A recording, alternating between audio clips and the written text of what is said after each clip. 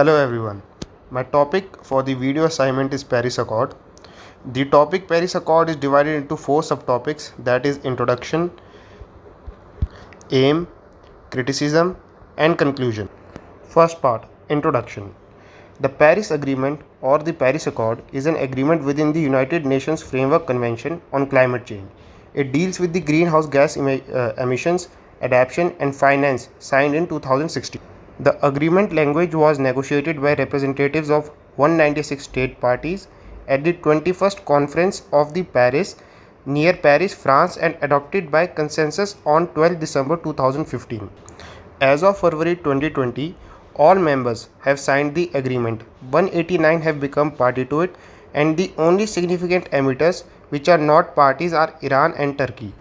The Paris Agreement long-term objective is to keep the increase in global average temperature to well below 2 degrees Celsius above the pre-industrial levels and to pursue efforts to limit the increase to 1.5 degrees Celsius, recognizing that this would substantially reduce the risks and impacts of climate change.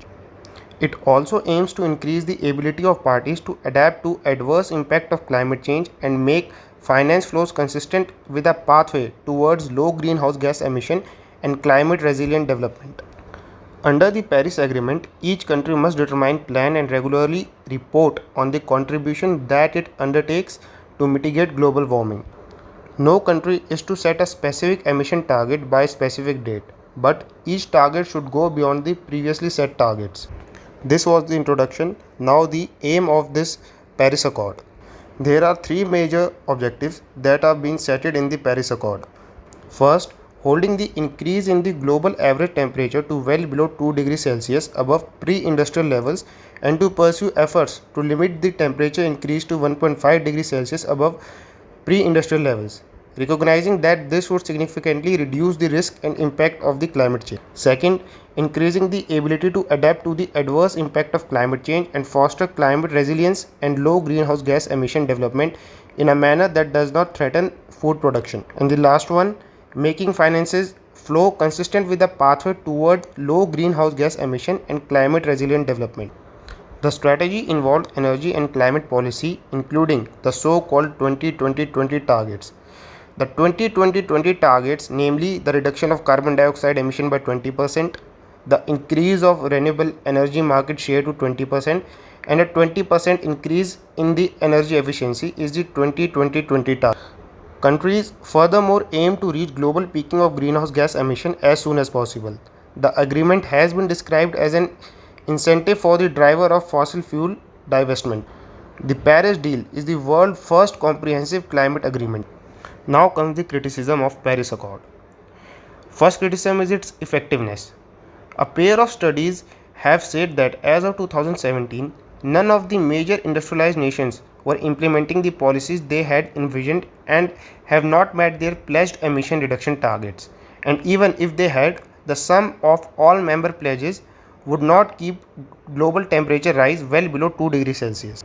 How well each individual country is on track to achieving its Paris Agreement commitments can be continuously followed online through the Climate Action Tracker and the Climate Clock.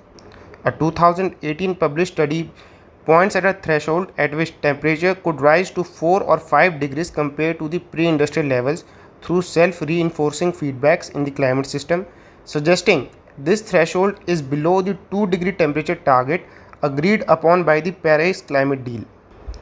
At the same time, another 2018 published study notes that even at a 1.5 degrees Celsius level of warming, important increase in the occurrence of high river flows would be expected in India, South and Southeast Asia. Yet, the same study points out that under a 2 degrees Celsius of warming, various areas in South America, Central Africa, Western Europe and Mississippi area in the United States would see more high flows, thus increasing flood risks. UNEP, also known as the United Nations Environment Programme. If we rely on the current climate commitments of the Paris Agreement, temperature will likely to rise to 3.2 degrees Celsius this century, as said by UNEP. To limit global temperature rise to 1.5 degrees Celsius, emission must be below 25 gigatons by 2030. With current commitments, emission will be 56 gigaton by 2030, twice the environmental target. To limit global temperature rise to 1.5 degrees Celsius, the global annual emission reduction needed is 7.6% emission reduction every year between 2020 and 2030. The top 4 emitters, China, USA, EU27 and India, contribute to over 55% of the total emission over the last decade, excluding emission from the land use change such as deforestation. These were the major criticism of Paris Accord. Now comes the conclusion. The negotiator of the agreement, however, stated that the target of no more than 2 degrees Celsius increase were insufficient. Instead, a target of 1.5 degrees Celsius maximum increase is required, noting with concern that the estimated aggregate greenhouse gas emission levels in 2050 and 2060 resulting from the intended nationally determined contributions do not fall within least cost 2 degrees Celsius scenarios, but rather lead to a projected level of 55 gigatons, and recognizing furthermore that much greater emission reduction efforts will be required in order to hold the increase in the global average temperature to below 2 degrees Celsius by reducing emission to 40 gigatons or to 1.5 degrees Celsius. In the end, I would like to say that the Paris Agreement or the Paris Accord is one of its kind. It is the first accord related to climate change. Although all the objectives of the agreement have not been achieved, but if all the countries work in synergy, it is quite achievable. Thank you.